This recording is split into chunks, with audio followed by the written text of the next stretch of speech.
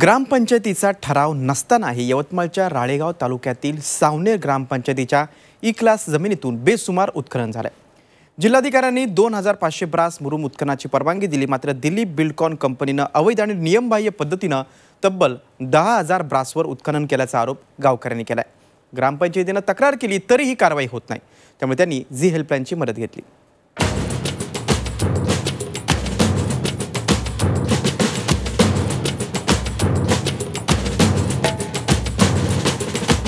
यवतमाळ जिल्ह्यात कळंब राळेगाव वडकी असा राष्ट्रीय महामार्ग क्रमांक 361 ब चं निर्माण कार्य सध्या जोरात सुरू आहे।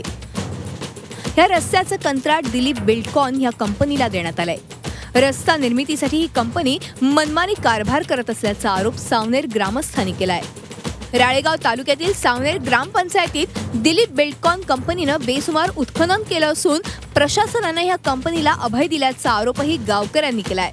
दिलीप बिल्डकॉन कंपनीला जिल्हाधिकाऱ्यांनी सावनेर ग्रामपंचायतीत शासकीय गट क्रमांक 206 च्या 2 हेक्टर क्षेत्रातून 250 ब्रास मुरुम उत्खनन आणि वाहतूक करण्याची परवानगी दिली आहे। सोबतच स्वामित्व धन आणि इतर कराचा भरणा करून परवाने देण्याचे आदेश दिलेत। मात्र हे आदेशाला केराची टोपली दाखवत दिलीप बिल्डकॉन कंपनीनं 2500 ब्रास पेक्षा 5 पट जास्त मुरुम उत्खनन केलंय।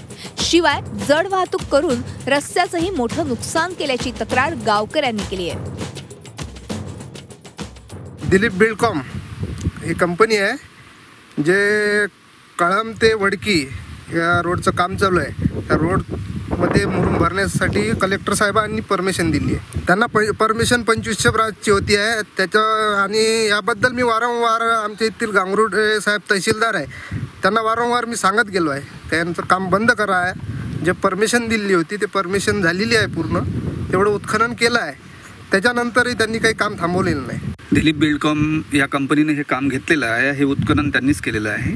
तहसीलदार साहेब, जिल्हाधिकारी आमचं ऐकून घ्यायला तयारच नाही आहे आणि हे सर्वस्वी ग्रामस्थांचं, ग्रामपंचायतचं नुकसान झालेलं आहे। तहसीलदार साहेबांना वारंवार फोन करून सुद्धा 2500 ब्रासपेक्षा जास्त माल काढू नये इथं आलेले नाही, कोणतीही कारवाई केली नाही। त्यांनी कारवाई केली, करायला पाहिजे होती आणि त्यांच्यावर जे काही आहे पेनल्टी बसवायला पाहिजे होती।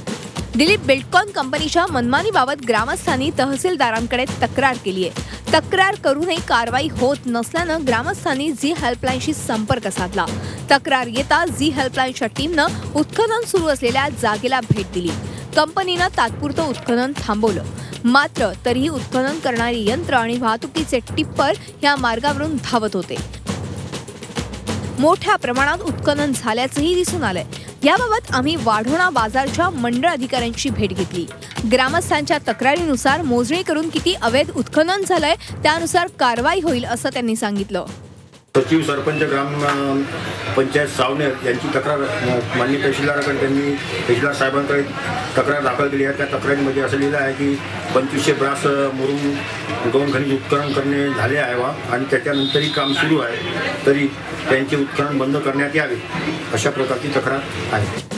रस्ता निर्माणाचं कार्य विकासाला हातभार लावणार असलं तरी अशा कामात कंत्राटदार कंपनीकडून मनमानी कारभार होणं चुकीचं आहे।